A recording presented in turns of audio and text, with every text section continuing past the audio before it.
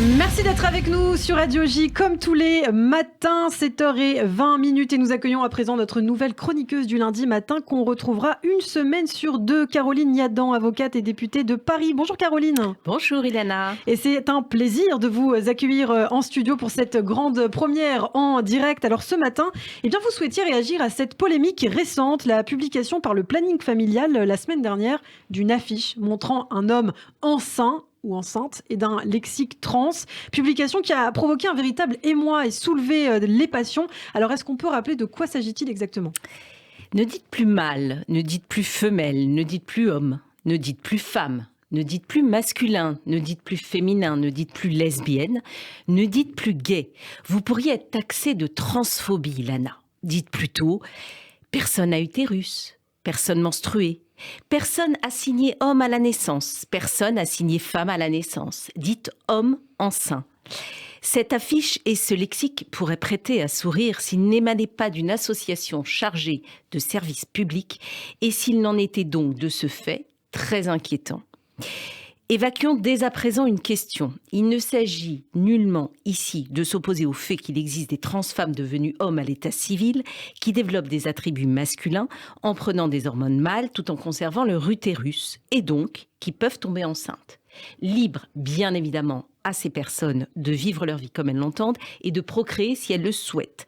En réalité, cette affiche et plus encore ce lexique ne sont pas admissibles. Alors dites-nous pour quelles raisons ?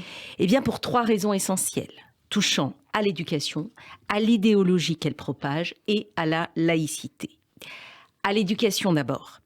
Le planning familial, je vous le rappelle, est habilité à intervenir en prévention dans les établissements scolaires sur les questions de sexualité et de contraception.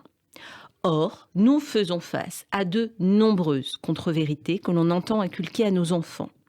Dire qu'un homme peut être enceint est scientifiquement et biologiquement faux. Seules les femmes nées femmes ont un utérus et peuvent procréer. Les hommes ne peuvent pas tomber enceints et ne pourront jamais. Dire que le sexe est un construit social est tout aussi faux. Ce n'est pas la société qui décide du sexe de l'individu. Dire que le sexe est, entre guillemets, assigné à la naissance par le médecin qui déciderait de ce sexe par la longueur du pénis et ou du clitoris et qu'il s'agirait d'un pur concept est encore une fois faux et même absurde.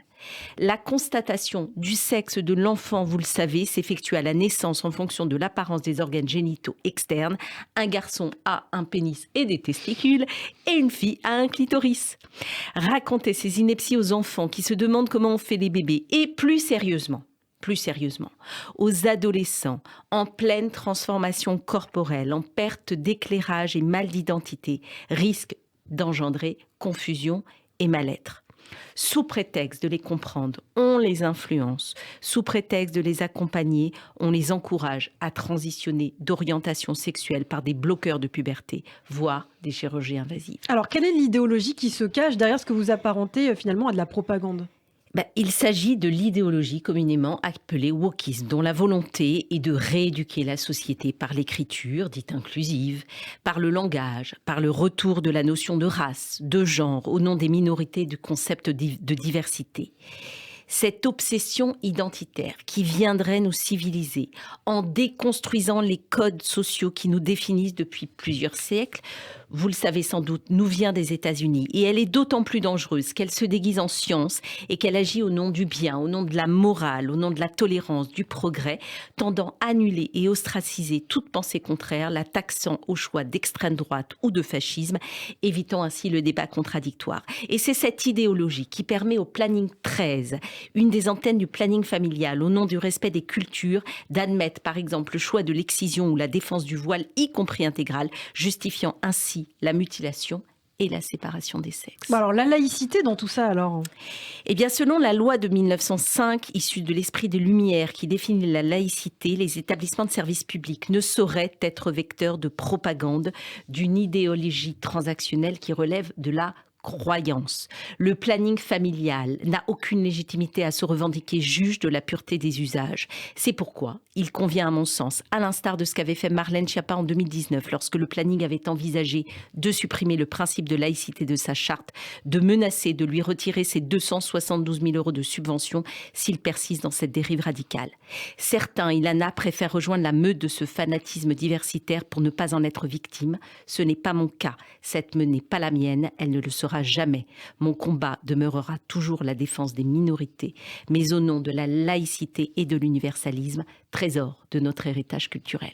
Eh bien, merci beaucoup Caroline Yadan, avocate et députée de Paris, donc pour cette première chronique. Caroline, on va vous retrouver une semaine sur deux, le lundi. On vous retrouve donc le 12 septembre très exactement. Et bien sûr, vous pouvez retrouver cette chronique en podcast sur notre site internet radioj.fr et en vidéo sur notre chaîne YouTube. Je vous dis à très bientôt Caroline. À très bientôt Ilana, merci.